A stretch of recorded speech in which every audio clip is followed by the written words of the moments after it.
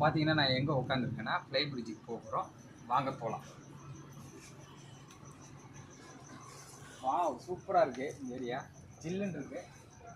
Dubai கிளைமேட்டுக்கு இந்த டைமில் நீங்கள் யாச்சிக்கு வந்தீங்கன்னா ஃபுல்லாக என்ஜாய் பண்ணலாம். இங்கே ஒரு 15 பேர் உட்காரலாம். நல்ல வியூ கிடைக்கும், டைட்டானிக் வியூவு. உங்கள் ஆளை கூப்பிட்டு வந்தீங்கன்னா நீங்கள் ஜாலியாக என்ஜாய் பண்ணலாம். பாருங்கள் ஜில்லுன்னு இருக்குது பாருங்கள். இங்கே பாருங்கள் மெரினா இருக்குது. வீல்ஸ்